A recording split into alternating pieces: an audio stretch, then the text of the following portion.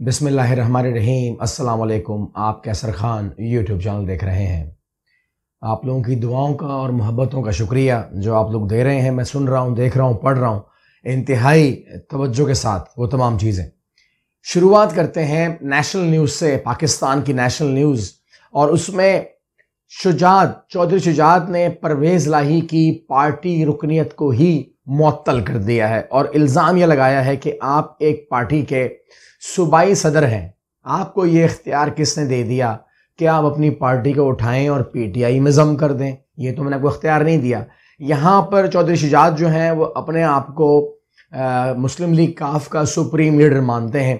अब जो इसकी कंडीशन है, यहाँ की जो सूरत हाल है कि क्या सवाल पैदा होता है, क्या परवेज़ इलाही के पास ये पावर मौजूद है कि वो पूरी काफ लीग को पीटीआई में ज़म कर दे, या आप समझते हैं कि नहीं, चौधरी शुजात हुसैन के पास ये राइट्स हैं कि वो इसको होने दे या ना होने दे, या आप ये समझते हैं कि परवेज़ इलाही शुजात हुसैन को फारिग कर सकते हैं क्योंकि उनके पास जो है वो पार्टी के जितने भी नुमाइंदे हैं उनकी हिमायत हासिल है, उनके वो भी हिमायत की बात कर रहे हैं। इस पर देखते हैं कि इलेक्शन कमीशन का भी कुछ इसमें पार्ट होगा। जाहिर सी बात है कि वो अपना पार्ट अदा करेगी और उसके पार्ट के अंदर क्या फैक्टर होगा वो भी आप बेहतर समझ सकते हैं।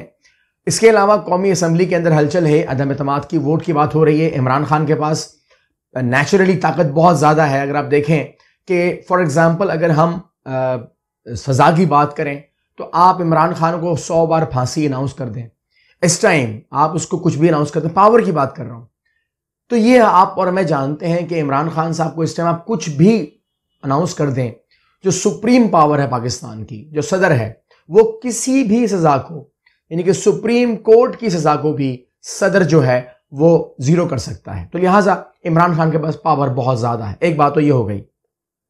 कौमी high court, session court, supreme court कोई फैसला भी करेगी उसको ख़त्म करने का इख्तियार इमरान खान के पास नज़र आ रहा है। एक बात। दूसरी बात, जहाँ तक बात इसकी है कौमी असम्बली में अदम एतमाद की है, तो वो भी इमरान खान के हुक्म से ही होगा। सिंपल सी बात है। अब देखने में तो लगेगा जैसे परवेज़ जो आरिफ अलवी हैं वो अनाउंस कर रहे हैं, मगर आप जानते हैं, मैं जानता हूँ कि वो इमरान खान के कहने के बाद ही वो होगा। तो अल्लाह ने नेचुरली उनको ताकत बहुत ज़्यादा दी हुई है सदर की वजह से। ये एक नेचुरल बात है।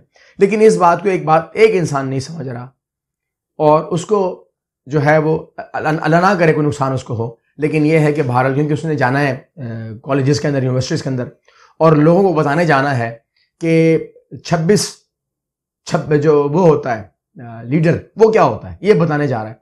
और उनको ये भी बताया गया है कि जो कह रहे हैं कि मुझे दो सियासतदानों ने फ़ोन किया कि 26 साल में जो काम हम नहीं कर सके इमरान खान के खिलाफ, वो काम आपने जो है वो आपने 2 दिन में कर दिया।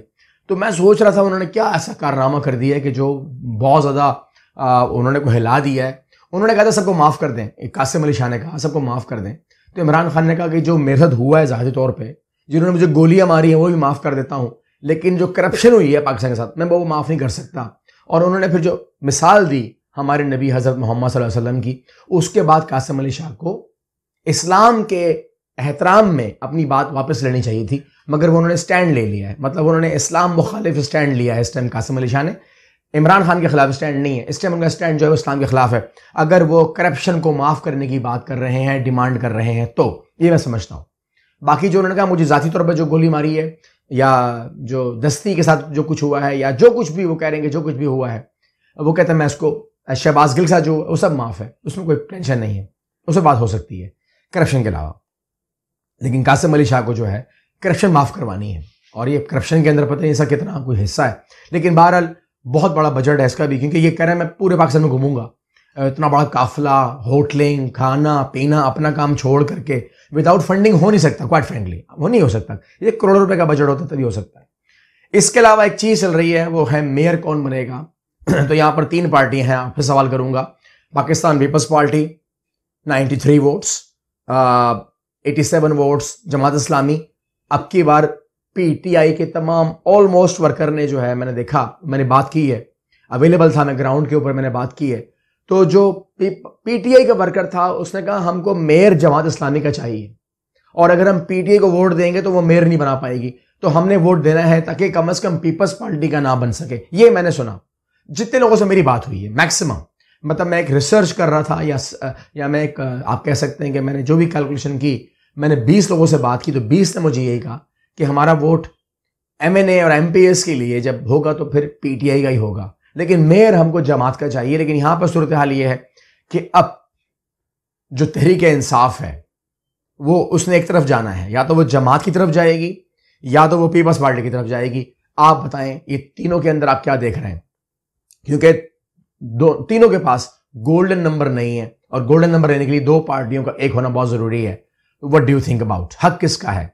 मेरे हिसाब से अगर फेयर बात की जाए तो हक, फिर अगर पीटीआई की बात की जाए तो वो नहीं जाएगी पीपल्स पार्टी की तरफ, हक जो है वो जमात इस्लामी का नजर तो आता है। और इनको मौका देने में कोई हर्ज भी नहीं है, ईमानदार लोग हैं, मेहनती लोग हैं, पहले भी डिलीवर किया हुआ है इन्होंने, अभी भी इनको अगर मौका मिलेगा तो कराची की बेहतरी में अगर कोई भी इंसान काम करता है तो अलाउ देम टू डू, करना चाहिए उनको। अच्छा, एक खुशखबरी, एक गुड न्यूज दे रहा हूं मैं आपको, और वो ये है कि पाकिस्तान और रूस के दरमियान ऑयल भी और एलएनजी भी तकरीबन $3 अरब के माहिदे हो रहे हैं। बहुत बड़ी टीम जो है रशिया से वो पाकिस्तान आ रही है, तकरीबन 80 अफराद जो आ रहे हैं, 80 अफराद हैं, बहुत बड़ी टीम आ रही है। और ये जब आ रही है तो उसका मतलब ये होगा कि वजारत तवानाई हमारी जो पूरी है वो बिजी रहेगी, और इंशाल्लाह मैं उम्मीद करता हूं कि ये $3 अरब के आसपास जो माहिदे हो रहे हैं ये पाकिस्तान को बहुत बड़े फायदे देगी और ये रेगुलर बुनियादों पर चलेगा। आखिरी में मैं आपसे बात कर लेता हूं, दो बातें कर लेता हूं। एक, शहबाज शरीफ ने कहा है मोदी को कि अगर आपने संजीदा और मुस्बत मुज़ाकरात करने हैं तो बैठो टेबल के ऊपर बात कर लेते हैं। इस पर बहुत सारे लोगों ने एतराज़ किया है कि हम कश्मीर का सौदा नहीं होने देंगे, हम ये। देखिए, बात यह है कि शहबाज शरीफ हो, इमरान खान हो, बिलावल भुट्टो हो, या कोई भी अपना नाम ले लें, पाकिस्तान को और भारत को at the end of the day table पे ही बैठना है। ये बात दिमाग में रखिएगा। इसमें कोई आप नहीं कह सकते कि जंगें भी करके देख ली ना, 3 जंगें हो गई हैं। तो अगर शहबाज शरीफ ही बात करता है, अगर इसके बाद इमरान खान ही बात करे, उसके बाद बिलावल भुट्टो ये बात करे, उसके बाद मरियम ही बात करे, कोई भी बात करे, ये बात आपको माननी पड़ेगी कि इसका मतलब कश्मीर बेचना नहीं है, इसका मतलब खुदा न खास्ता कोई मतलब नहीं है। बात तो करनी पड़ेगी, और बात के बगैर कोई भी, जंग के बाद ही बात होती है। ज़ेलेंस्की और रशिया आज लड़ रहे हैं, रशिया और यूक्रेन लड़ रहे हैं, टेबल पे बैठना पड़ेगा। आप देखते हैं 2024 में बैठते हैं, 25 में बैठते हैं, टेबल पे बैठना पड़ेगा। टेबल के बगैर कोई गुजारा नहीं है। अदम एतमाद का वोट भी है शहबाज शरीफ के खिलाफ, और उसके अंदर MQM का स्टांस जो है आपके सामने मैं वाज़ेह कर दूं। उन्होंने क्लियर कट कहा है कि हम, अगर अदम एतमाद का वोट आया तो हमारे 1000 इख्तलाफात हैं, हमारी कोई बात नहीं पूरी की गई, हमारा इलेक्शन भी गया, हमारा मेयर भी गया, हमारा सुकून भी गया, हमारा अमन भी गया, हमारा सब कुछ चला गया, मगर एतमाद का वोट हम शहबाज शरीफ को देंगे, क्योंकि ये हमने फैसला कर लिया हुआ था और हम अपने फैसले से हटने वाले नहीं हैं, हमने ज़बान दी है। बाकी कुछ अंदर की बातें हैं जो मैं अभी इस टाइम तो नहीं, लेकिन अगली वीडियो में इंशाल्लाह आपके सामने रख दूंगा। समझ तो आप गए होंगे। अगली वीडियो मिलते हैं। अल्लाह हाफ़िज़।